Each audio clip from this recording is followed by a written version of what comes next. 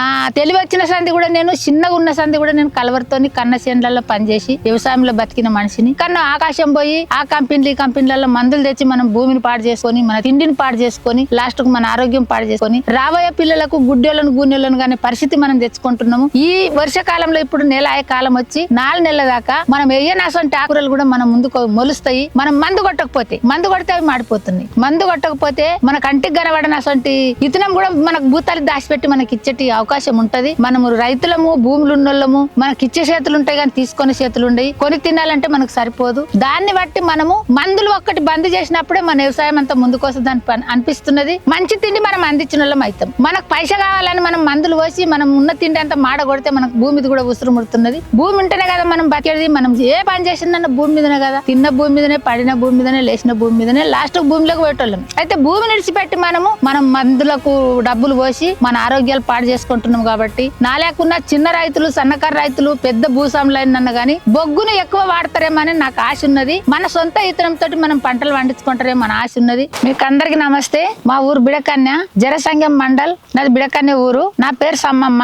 ఈ వెనకాల ఉన్నది అంత బొగ్గు బయోచార్. అయితే ప్రతి ఒక్క చెట్టుకు, పండ్ల చెట్లకు కానివ్వండి, కూరగాయ చెట్లకు కానివ్వండి, చిరుధాన్యాలకు కానివ్వండి, పతికి కానివ్వండి, సోయలకు కానివ్వండి, ఇది భూమిలో ఒకసారి పడ్డదంటే నీకు 10-20 ఏళ్ల దాకా నీకు పనిచేస్తుంది అనేది నమ్మకం. మంచి వాసన, చెడు వాసన తీసుకొని మంచి వాసన మనకి ఇస్తుంది. వానకాలం నీళ్ళని పట్టుకుంటది, ఎండకాలం మొక్కకు నీళ్ళు ఇస్తుంది. మంచి ఆక్సిజన్ ఇంట్లో ఉన్నది. సైంటిస్టులు కూడా దీన్ని వచ్చి చూసి మాకు అర్థమైంది. సైంటిస్టుల కన్నా ఎక్కువ మాకు అర్థమయ్యి మేము వేసుకున్నాం కాబట్టి ఇప్పుడు మా దగ్గర ఎంత మంచిగా భూములు లూజ్ అవుతాయి, కలుపు మంచిగా వస్తుంది, బలమైన భూమి అవుతుంది. దాన్ని బట్టి ఇంత కుప్పను కూడా ఇప్పుడు ఈ సంవత్సరంలో ఇప్పుడు కుప్ప తయారు చేశారు కదా, ఇదంతా మంది కూడా కొనుక్కపోనికి సిద్ధంగా ఉన్నారు, తీసుకుపోతున్నారు, వేసుకుంటున్నారు. ఇంకెవరన్నా ఉంటే కూడా తీసుకుపోవచ్చు. ఈ నర్సాపురం వచ్చి కొనుక్కపోవచ్చు, వేసుకోవచ్చు. కలుపు దశలో కూడా మనము ఇంతనే ఒక పిడికెడు ఒక మొక్కకు ఈ పిడికెడు వేస్తేనే మనకి ఇట్లా మొక్క కడేసి ఇంత పిడికెడు మట్టేస్తే అయిపోయి. అది ఎంత మంచి పంట వస్తుంది అనేది మీకే తెలుస్తుంది వేసుకున్నాక. నేను వేసిన కాబట్టి నేను చెప్తున్నా. ఒక్కసారి నేను వేసిన బొగ్గు కాబట్టి నాకు అనుభవం వచ్చింది కాబట్టి మంచి దిగుబడి వస్తుందని నేను ఒక్కదాన్ని కాకుండా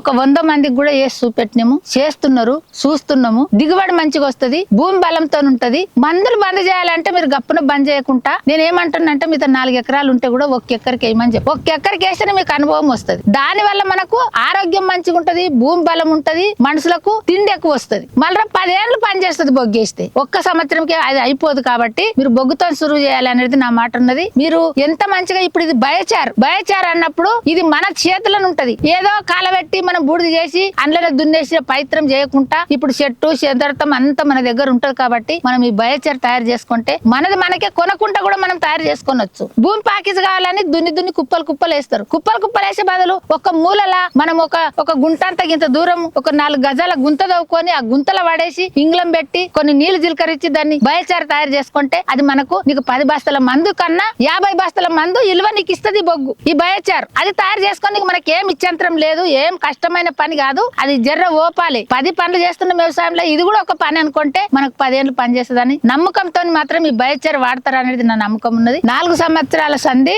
మా దగ్గర బయోచార్ తయారు చేసినాము. అరణ్య సంస్థకు వచ్చి మాకు నేర్పించిండ్రు. ఇది బొగ్గులు ఎక్కువ బలం ఉన్నది అనేది మాకు అర్థం అయిపోయి బయోచార్ ని తయారు చేసుకొని ఈ బయోచార్ మీద మేము ఆవు మూత్రము, పెండ, మళ్ళా నీళ్లు, బెల్లము, మళ్ళా అది పిండి ఏదన్నా పప్పు ధాన్యాలు పిండి పాసిపోయి ఇత్తనాలు పడేయకుండా పిండి పట్టించి ఆ పిండి కలిపి మేము దాన్ని బయోచార్ కూడా తయారు చేసుకొని దీని మీద వేసుకొని మంచి పంటలు, మంచి లాభం వచ్చింది. నాకు అల్లం పంట మంచిగా వచ్చింది, పసుపు పంట మంచిగా వచ్చింది. నేను మామిడి చెట్ల మధ్యలో కొంచెం వేసుకున్నా గానీ నాకు 1 లక్ష రూపాయల పంట వండింది. 1 ఎకరాల మంచి పంట దిగుబడి వస్తుంది అనేది నేను అనుకుంటున్నా. ఇక్కడ వచ్చి కూడా 2-3-5-6 గ్రామాలలో కూడా మేము పత్తికి వేసి చూపెట్టినాము. పత్తి కూడా మంచి రిజల్ట్ వచ్చింది, మంచిగా కాయలు ఎక్కువ వచ్చినాయి. ఒక కాయ వాళ్ళది మందు కొట్టిన దానికి 45 కాయ ఉంటే ఇది 50-65 కాయ వచ్చింది.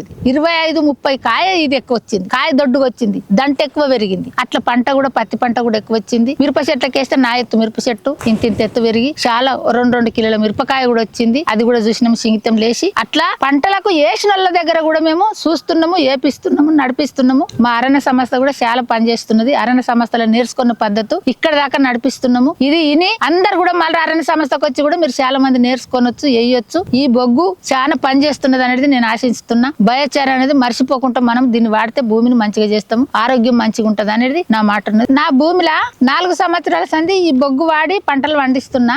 అయితే నా భూమి ఎట్లాంటిదంటే చెటాకు మట్టి లేని భూమి. నేను రాయి వల్ల కొట్టి రాయిలోకి వెళ్ళే రాయి రాయి మీద మట్టి పోసి ఆ మట్టి మీదనే ఈ బొగ్గుతో పంటలు పండించుకుంటున్నా. అయితే నా కుటుంబంకు సరిపోయే పంటలు నేను ఒక 2 ఎకరాలు 3 ఎకరాలులా మామిడి తోటలోనే నడుమనే పంటలు పండించుకుంటున్నా. అయితే బొగ్గుతోని ఎంత బలం అనేది భూమికి అందరు కూడా ఎంతో మంది వచ్చి చూసిపోతున్నారు, చూసి దాన్ని చూసి వేసుకుంటున్నారు. నేను అల్లం కేస్తే ఒక్క దంటుకు 1 కిలో పావు అల్లం వచ్చింది, పసుపట్లని వచ్చింది, ఎలిగడ్డ వచ్చింది, ఉల్లిగడ్డ వచ్చింది, తర్వాత మళ్ళా కందులు వచ్చినాయి, మినుములు వచ్చినాయి, పెసళ్ళు వచ్చినాయి. నేను అన్ని రకాలతో కూరగాయలు వంకాయ వేసిన, బీరకాయ వేసిన, చిక్కుడుకాయ వేసిన, మిరపకాయలు వేసిన, టమాటా వేసిన, అన్ని పంటలు మంచిగా అయినాయి. అట్లా అందరు కూడా మంచి భూమి ఉన్నోళ్ళు, రేగడి భూమి ఉన్నోళ్ళు అయితే 1 సంవత్సరం బొగ్గు వేస్తే కనీసం అంటే 20-30 సంవత్సరాల దాకా కూడా ఉంటాయి. నేను నా తెలివి వచ్చిన సంది కూడా నేను చిన్నగా ఉన్న సంది కూడా నేను కలవరితోని కన్న చేనులలో పనిచేసి వ్యవసాయంలో బతికిన మనిషిని. నాకు చెటాకు భూమి కూడా లేకుండే గవర్నమెంట్ ఇచ్చిన భూమిలోనే నేను ఇప్పుడు సొంతం పట్టాలు చేసుకొని పంటలు పండించుకునే విధానంతో నా కుటుంబంకు కూడా నా పిల్లలకు కూడా నేను నా భూమి అందిస్తున్నా. అదే విధంగా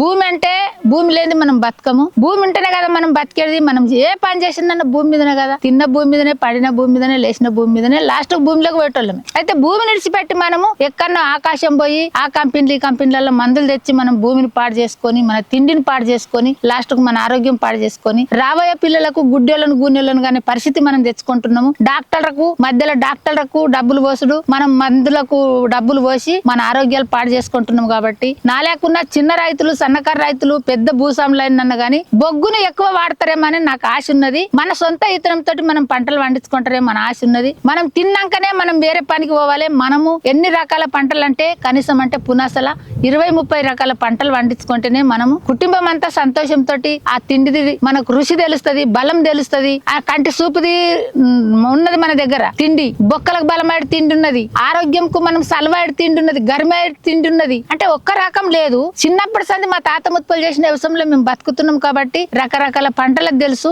ఈ వర్షకాలంలో ఇప్పుడు నెల అయ్యే కాలం వచ్చి 4 నెలల దాకా మనం వేయనటువంటి ఆకుకూరలు కూడా మన ముందుకు మొలుస్తాయి. మనం మందు కొడితే అవి మాడిపోతున్నాయి. మందు కొట్టకపోతే మన కంటికి కనబడనటువంటి ఇతనం కూడా మనకు భూతాలు దాచిపెట్టి మనకి ఇచ్చేటి అవకాశం ఉంటది. మనము రైతులము, భూములు ఉన్నోళ్ళము, మనకి ఇచ్చే చేతులు ఉంటాయి కానీ తీసుకునే చేతులు ఉండయి. కొని తినాలంటే మనకు సరిపోదు. దాన్ని బట్టి మనము మందులు ఒక్కటి బంద్ చేసినప్పుడే మన వ్యవసాయం అంతా ముందుకు వస్తుంది అనిపిస్తున్నది. మంచి తిండి మనం అందించిన వాళ్ళం అయితే మనకు పైస కావాలని మనం మందులు పోసి మనం ఉన్న తిండి అంతా మాడ కొడితే మనకు భూమిది కూడా ఉసురు ముడుతున్నది. దయచేసి ఈ ఛానల్ ఇన్నోళ్ళు, ఈ టీవీని అందరూ ఇని మంచిగా ఆరోగ్యంతో ఉండాలంటే మన భూమిని ఆరోగ్యంతో ఉంచుతారు. బొగ్గు తయారు చేసి వేస్తారు, బయోచారు వేసుకుంటారు, పెంట ఎరువు వేసుకుంటారు, ఇట్లా రకరకాలతోటి ఆకులు వేసుకుంటారు. ఆకాలం కూడా అందులోనే దున్నేసుకుంటే ఎరువు తయారైతుంది. మనం మాత్రము భూమిని పాడు చేయొద్దు అనేది మీకు అందరికి నమస్తే చేసి చెప్తున్నా. మీకు అందరికి నమస్తే.